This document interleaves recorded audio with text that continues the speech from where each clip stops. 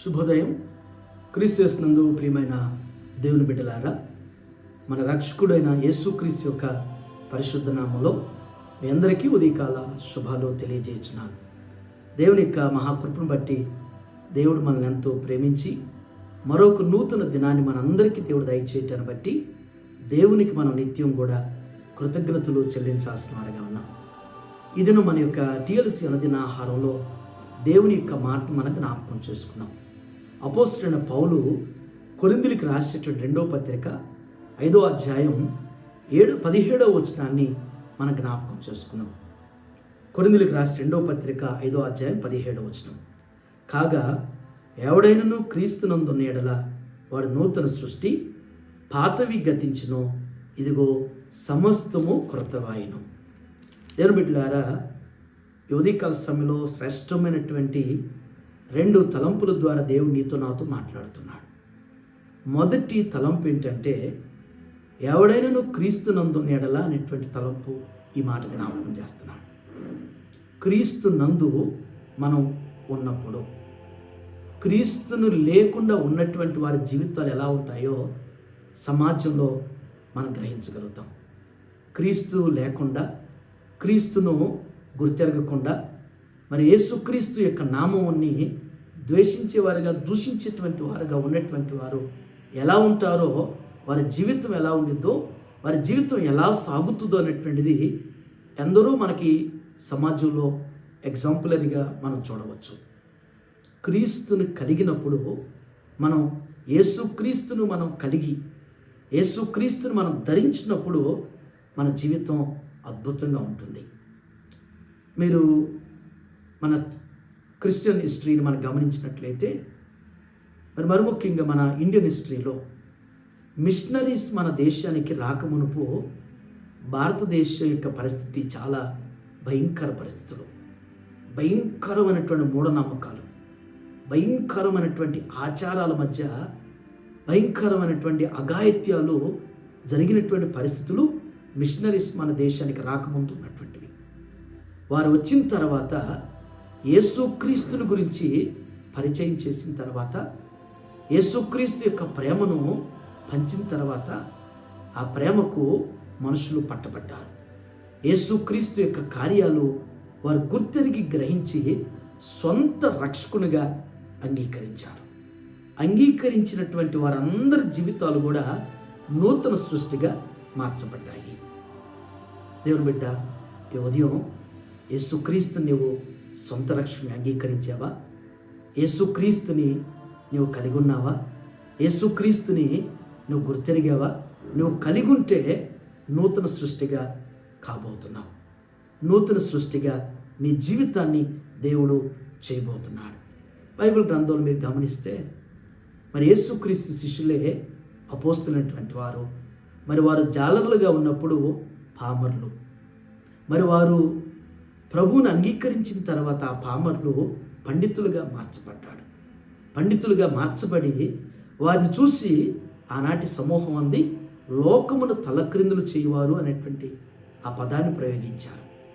వారికి వారు పలుకుతున్న మాటలను చూసి ఆశ్చర్యపడి వీరికి ఇంతటి పాండిత్యం ఎక్కడిది అని ఆశ్చర్యపడ్డారు. ఎవరైతే యేసుక్రీస్తును ధరిస్తారో, యేసుక్రీస్తుని రక్షకుని అంగీకరిస్తారో వారి జీవితాలు ఈ విధంగా మార్చబడతాయి.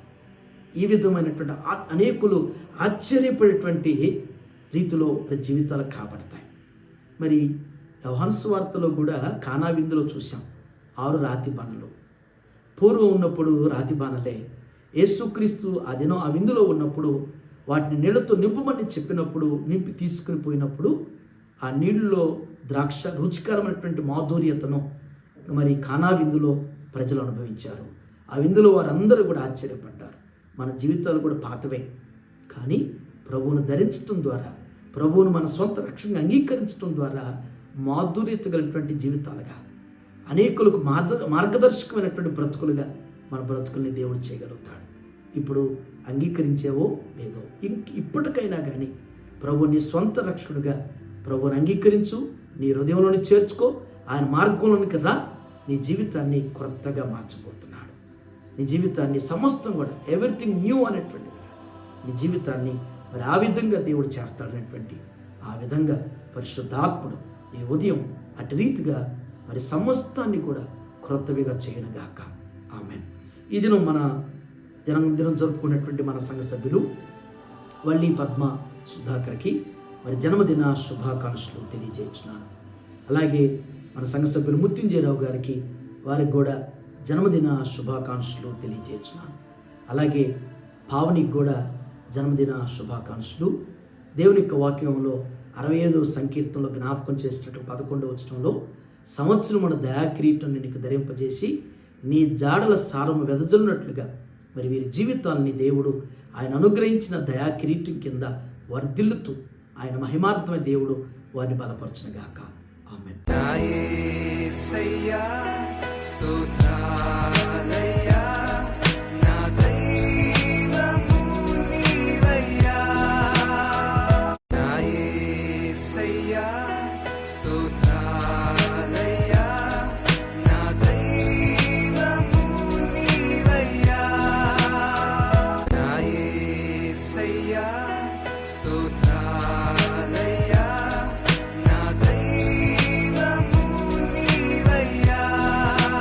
ప్రార్థన చేసుకుందాం. ప్రేమ కలిగిన తండ్రి, కృప కలిగిన ఆయన మీకు వందనాలు. శ్రేష్టమైనటువంటి తలంపుల ద్వారా నాయన ఈ ఉదయం మాతో మాట్లాడే విధానం బట్టి మీకు వందనాలు. ఎవడైనా క్రీస్తునందు ఉన్న యెడల వాడు నూతన సృష్టి అని జ్ఞాపకం చేస్తున్నట్టుగా నా తండ్రి, అయ్యా మిమ్మల్ని కలిగిన వారు, మిమ్మల్ని ధరించిన వారు నూతన సృష్టిగా మార్చబడుతున్నారు.